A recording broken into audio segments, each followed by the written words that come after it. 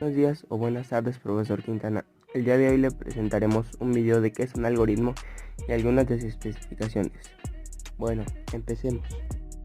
Un algoritmo es un conjunto ordenado de soluciones para hallar una conclusión a un tipo de problemática.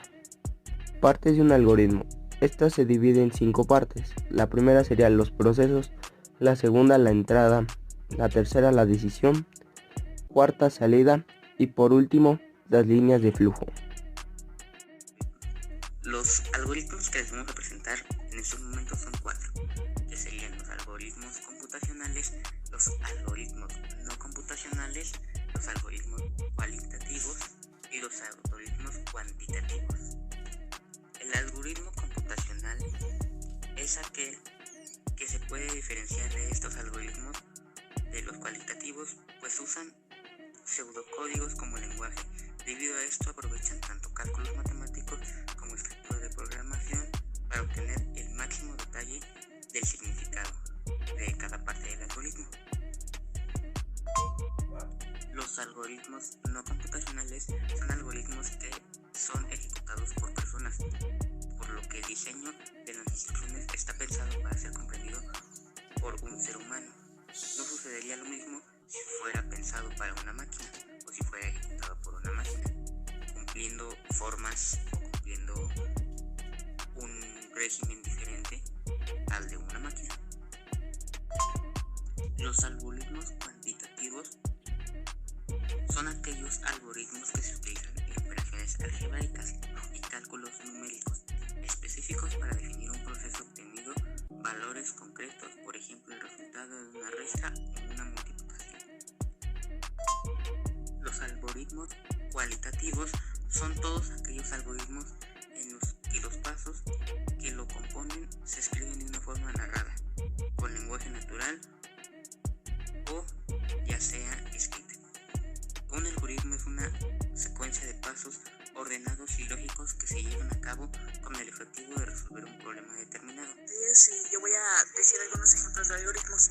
Por ejemplo, los pasos para seguir una receta de cocina. Aunque no tenga que ver con informática, este es el ejemplo más tradicional de algoritmo que existe.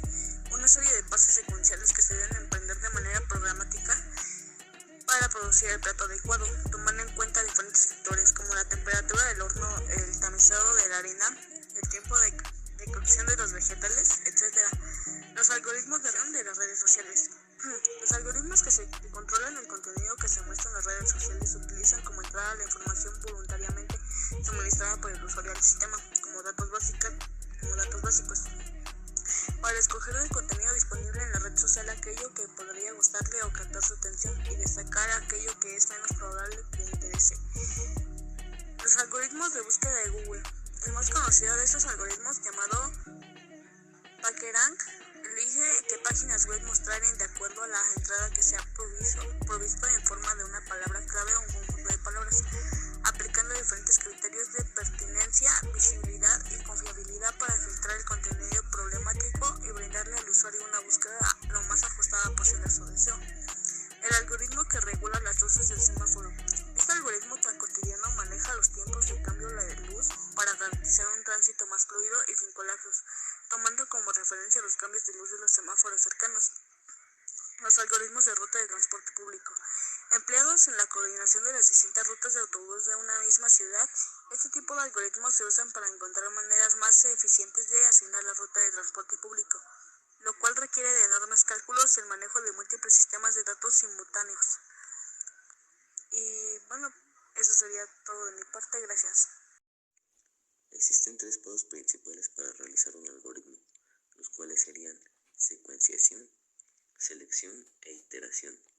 La secuenciación es en sí la serie de pasos, es decir, la secuencia del algoritmo, que cumpla con un orden en específico, de tal modo que la finalización de un paso coincida perfectamente con el siguiente. La selección en un algoritmo es buscar el menor elemento del arreglo y colocarlo en la primera posición. Luego se busca el segundo elemento más pequeño de la regla y se coloca en la segunda posición. El proceso continúa hasta que todos los elementos del arreglo han sido ordenados. Y la iteración es en sí la estructura de control y iterativas.